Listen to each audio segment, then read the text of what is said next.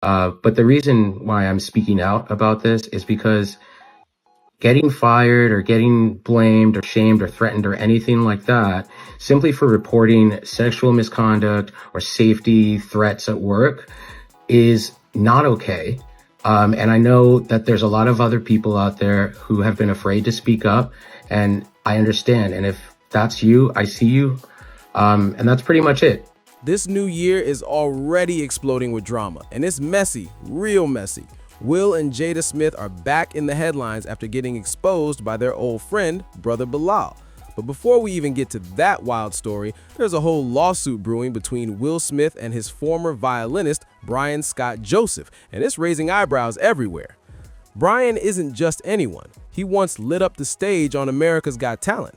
In 2024, Will brought him on board to help with his album and join him for some performances, eventually becoming part of Will's big 2025 tour. Things seemed great at first, but according to Brian's lawsuit, things got way too personal. Will allegedly told him, "You and I have such a special connection that I don't have with anyone else." That line alone had people talking. Now here's where things take a creepy twist. Brian said one night he lost his hotel room key. It disappeared for hours until Will's management somehow found it for him. But when he finally got back into his room, something was seriously off. He noticed wipes left out, a beer bottle, a red backpack, and even a bottle of HIV medication with someone else's name on it. There was also an earring, hospital discharge papers belonging to a total stranger, and a handwritten note that read, "Brian, I'll be back later, 5:30, just us, heart, stone F." When Brian saw that note, he freaked out. He didn't know who had been inside his room, but everything pointed to something strange, and he was straight up scared for his safety. Brian was shaken, thinking whoever left that note might actually show up later and confront him. Freaked out, he immediately called hotel security and made sure Will Smith's team knew exactly what happened. He even went to the police to file a report before demanding a new room. He wasn't taking any chances after that scare. But just a few days later, things took an even nastier turn. Someone from Will's team called Brian up, not to help or apologize, but to shame him. They accused him of making the whole thing up and then hit him with the ultimate blow. They fired him on the spot. That call turned everything upside down.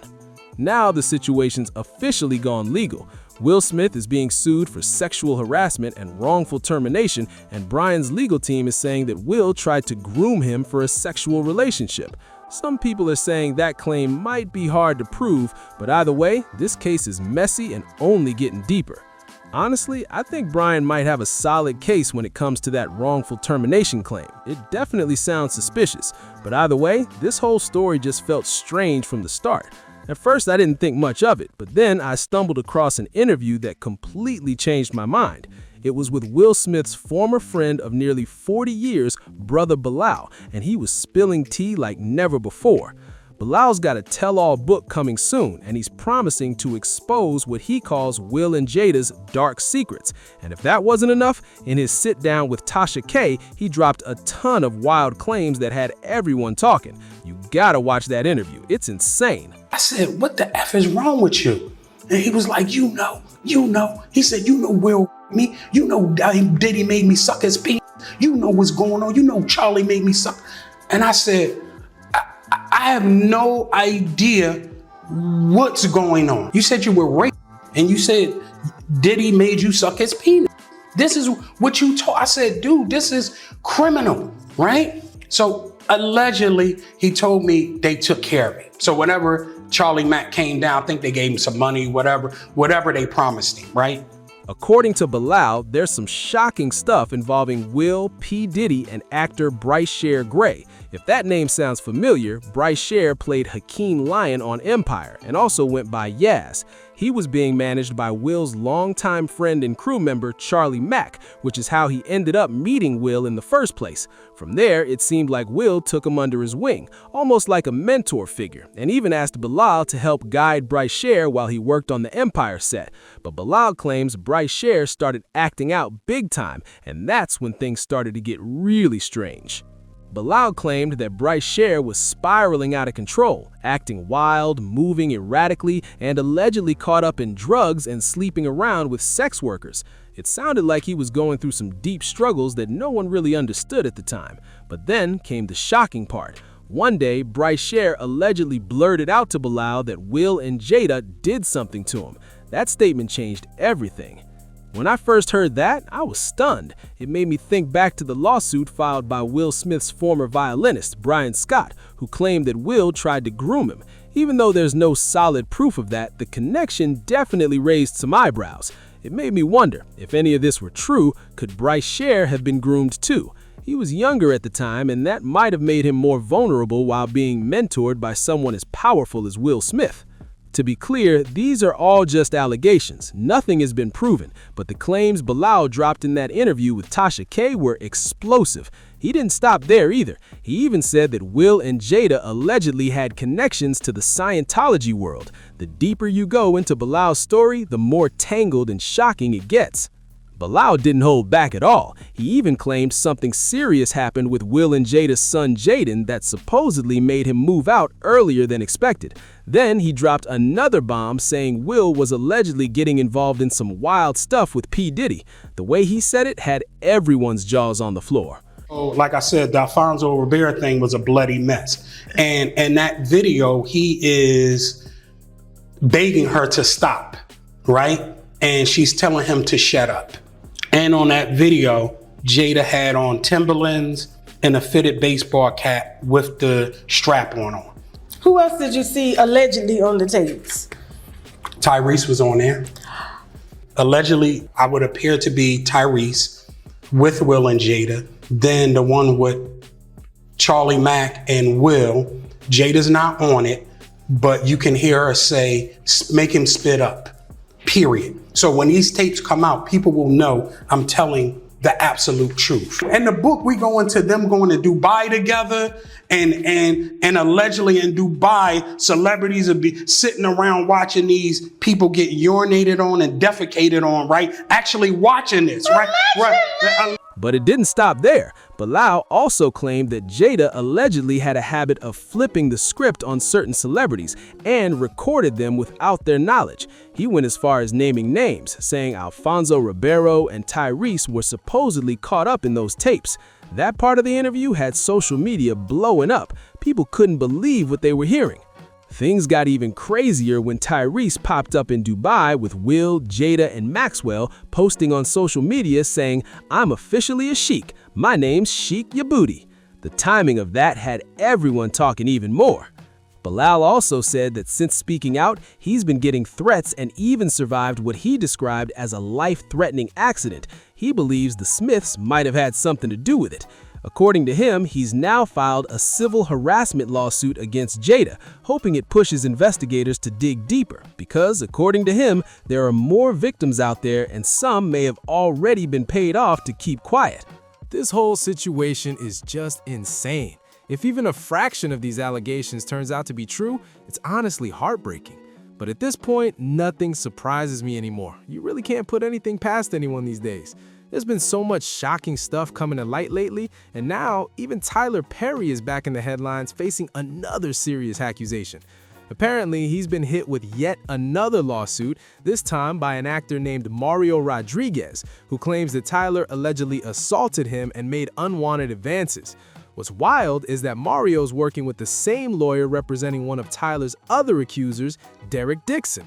Mario isn't holding back either. He's suing Tyler for a whopping $77 million. That number alone had people's heads spinning. Of course, whenever huge sums like that pop up, folks start wondering if it's about justice or just a money grab.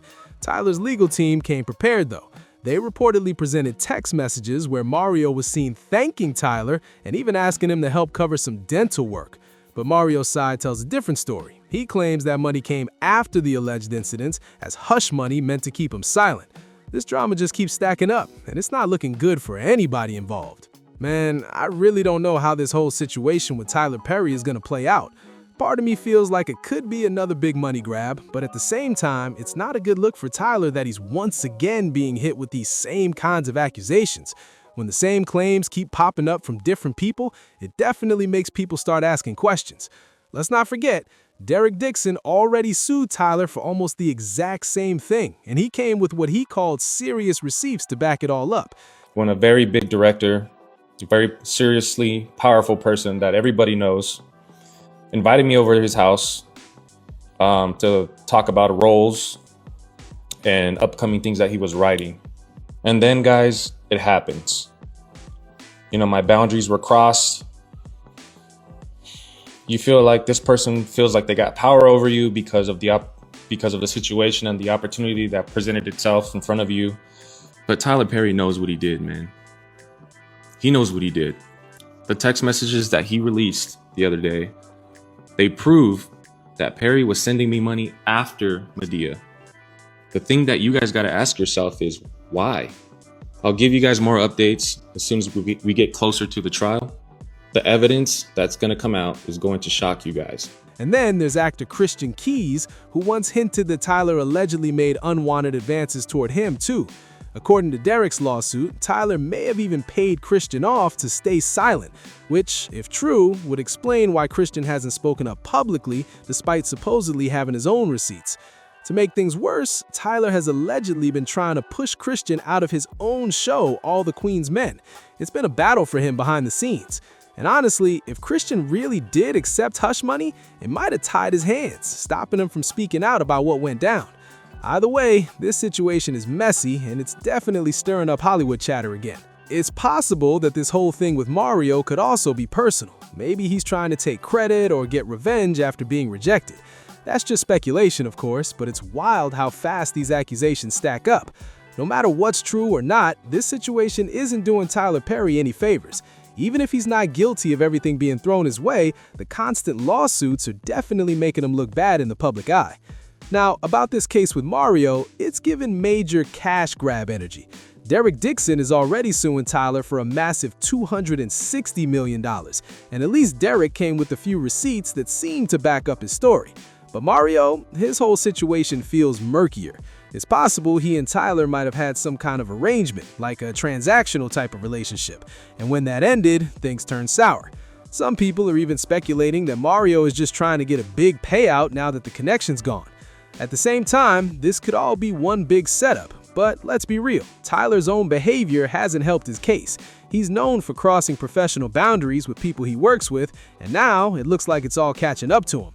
One way or another, he's got to face the fallout from these choices. And speaking of complicated situations, this next part involves gospel singer Donnie McClurkin, and it's another shocker. Now, this next story is just as shocking. Gospel singer Donnie McClurkin is facing some heavy accusations. He's being accused of grooming and getting involved with a younger man who once worked as his assistant and was also part of his church community. The man's name is Giuseppe Carto, and according to Giuseppe, this all started back in 2003 when he was just 21 years old. This person is a predator, and he's one of several. And I have proof. It's not like I'm just making false accusations. The receipts, the recordings down to the police department, and let them hear this individual. I can press play and you can hear the person and you'll know immediately who the person is that's offering me $100,000 to strip. Yeah, I wrote the book and I wrote the show. I wrote the pilot. I created the show. I'm not mad about not being there no more. Because, I mean, the studio tried to steal my Created by credit. You putting the show out there, but you're also the same studio, Tyler Perry Studios, that removed my Created by credit. And I had to call the union to have them make you force TPS to put it back on there. So I'm not sad that my show isn't there anymore. After season 5, it won't be there anymore. And I won't have to deal with that shady, corny kind of leadership over there that would dare. Why try to, you got 16, 17 shows. I got one. Let me have credit. My contract says I get credit. Why your corny ass trying to steal my credit? Because you can't write like me. Giuseppe says he first went to Donnie for spiritual counseling because he was struggling deeply, trying to make peace between his faith and his sexuality. At the time, he really looked up to Donnie and trusted him completely. They both had painful pasts, sharing stories of being abused when they were younger, which made Giuseppe feel like Donnie truly understood him. But according to Giuseppe's lawsuit, that trust was betrayed. He alleges that Donnie began taking advantage of him during what Donnie called "pray the gay away" sessions. It sounds unbelievable, but that's what Giuseppe says was happening. By then, Giuseppe had already become a key part of Donnie's church and worked closely as his assistant for about 4 years before finally quitting in 2008. But even after he left that job, he claims Donnie didn't stop reaching out. Their interactions allegedly continued for 7 more years, all the way up until 2015. And during that time, he says their relationship turned physical, something that's now become the center of this intense legal battle. According to Giuseppe Carto's lawsuit, things got extremely dark. He alleged that Donnie crossed serious lines with him during times they stayed together in hotel rooms. Giuseppe even claims to have found an email from Donnie that sounded like a confession after one of those alleged incidents.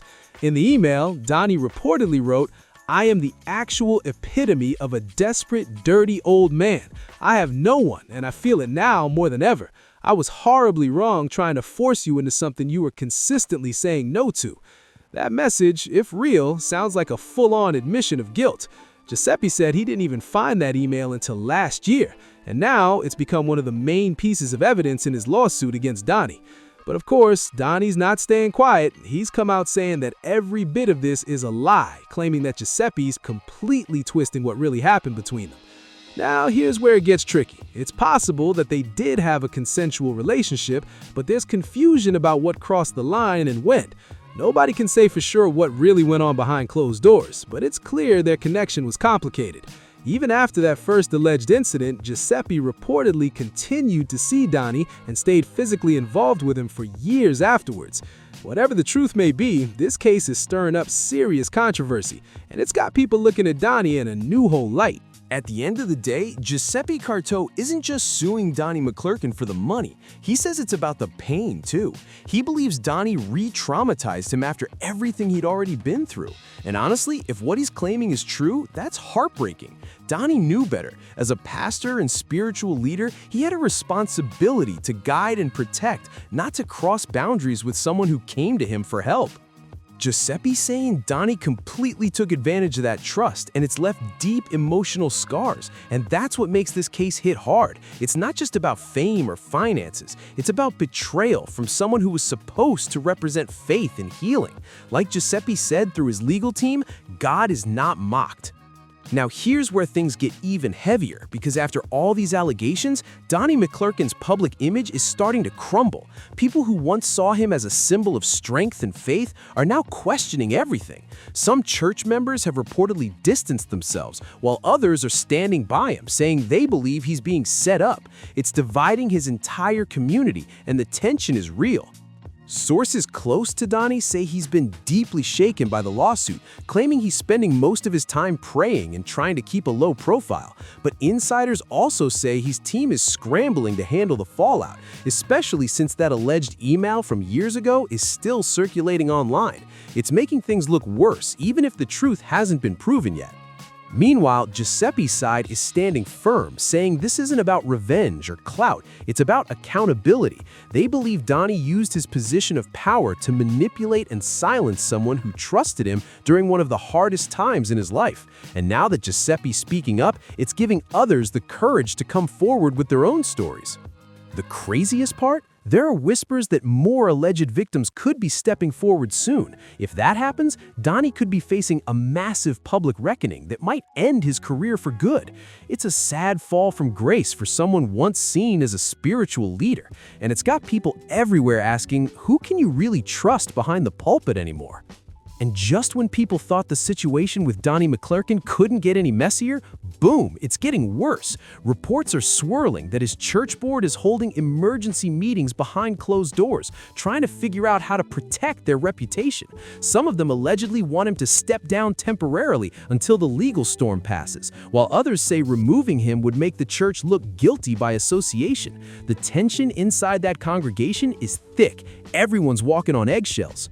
Meanwhile, Donnie's longtime supporters online are clapping back hard, saying this is nothing but an attack from people trying to destroy a man of faith. But social media isn't buying it. Screenshots, clips, and old interviews are resurfacing fast, and folks are digging into Donnie's past like never before. Even fans who defended him at first are now saying something about this whole story doesn't sit right. Insiders claim Donnie has gone silent. No public statements, no new music, nothing. Some say he's staying off the grid to regroup and figure out his next move, but others think his lawyers told him to keep quiet before things blow up further. But one thing's for sure, his reputation has taken a serious hit. And now people are whispering that this scandal can shake up the entire gospel world. If these allegations keep spreading, it might open the door to more artists and church leaders being called out too. It's like a domino effect of secrets finally breaking out, and it's got everyone bracing for the next name to drop. Now the real twist comes in because people are starting to question whether this whole scandal is just the beginning of something much bigger. Word on the street is that more individuals connected to Donnie's ministry might be preparing to speak up, claiming they experienced similar situations, but stayed quiet out of fear or loyalty. Some of these alleged stories date back years, and if they surface, things could explode fast. At the same time, church leaders from other ministries are allegedly distancing themselves from Donnie, trying to make sure their own names don't get dragged into this mess. One well-known pastor reportedly told his congregation, "We stand for truth, not cover-ups," which fans took as a clear shot at Donnie. And social media detectives, they're not letting up. They're connecting dots, pulling up old footage, and exposing things that were once brushed under the rug. Donnie's silence is only making things worse. People keep saying if he was truly innocent, he'd clear the air. But right now, it's just crickets from his side. And behind the scenes, insiders say gospel event organizers are quietly dropping him from upcoming appearances to avoid backlash. The whole gospel community is in shock. It's like no one knows who's really living right anymore. For someone who built his image on redemption and faith, this kind of controversy cuts deep. The question on everyone's mind now is, will Donnie fight to rebuild his name, or will this scandal mark the end of his long-standing career in gospel music?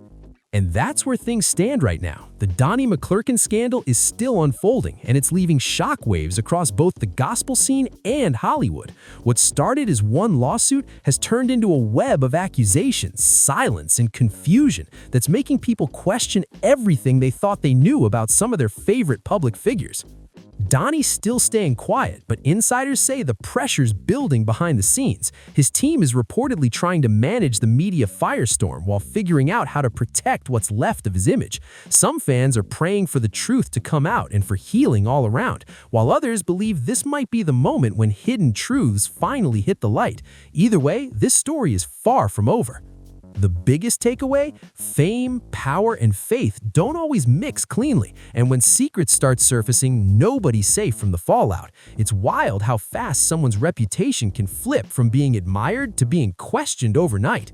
We'll be keeping an eye on every update as this situation unfolds, because if what's being whispered behind closed doors ends up coming out, it could completely reshape the gospel world as we know it. What do you think? Is Donnie being unfairly targeted, or are people finally brave enough to speak their truth? Drop your thoughts down below. Let's talk about it. And don't forget to like, subscribe, share, and comment for more deep dives into the biggest celebrity scandals shaking up the industry right now.